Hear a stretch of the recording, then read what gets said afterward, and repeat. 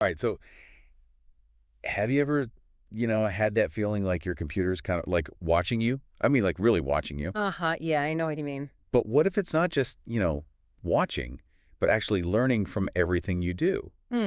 That's a thought. That's what we're looking at today.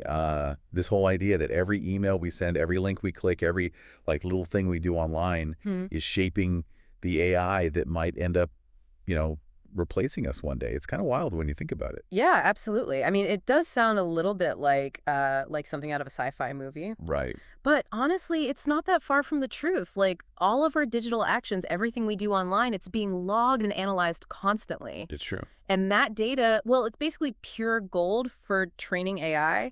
It teaches AI how to do tasks, how to make decisions, heck, even how to talk like us. Yeah, and it's like we're all creating these digital shadows of ourselves without even realizing it. I And those shadows, they're learning from every move we make. Some people are already thinking about this, like Ethan Mollick. You remember him? refresh my memory.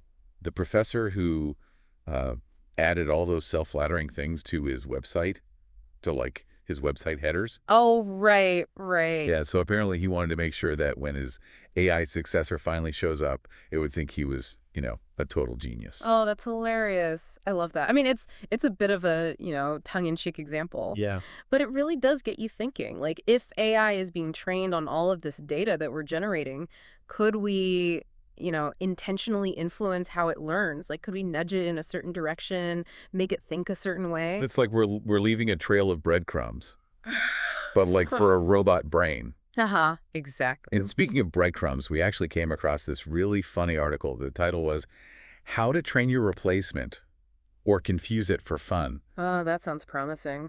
It's great. It has all these scenarios like playful ways that you can either, help your AI successor learn or like totally drive it crazy. Okay, I'm intrigued. Tell me more. What kind of stuff are we talking about?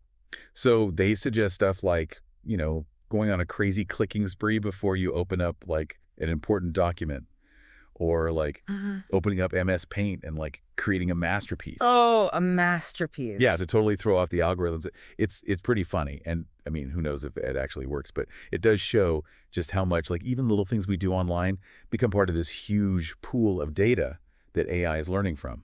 That is a really good point. And it's funny because the article, it's obviously a humorous take on a kind of serious topic, Yeah. but it does get you thinking about, all the subtle ways we might be shaping AI without even realizing it. Like, let's take how you sign off your emails, for example. Imagine AI trying to learn how to be professional by reading emails that end with, "May the force be with you." Uh-huh. Oh my gosh. Or like yours truly, the supreme ruler of spreadsheets.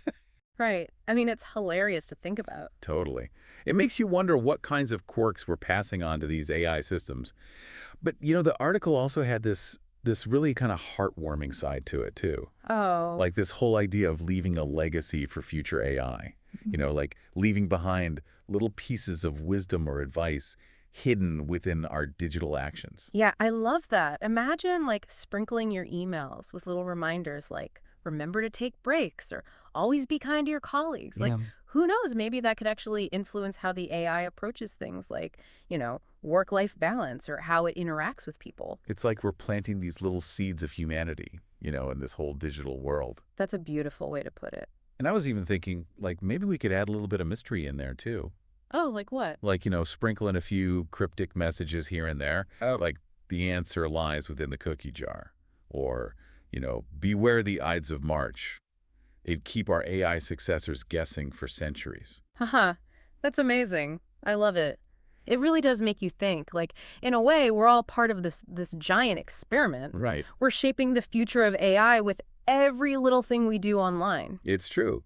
So maybe instead of being scared of our, AI replacements, we should look at this as a chance to teach them, a thing or two about what makes us human.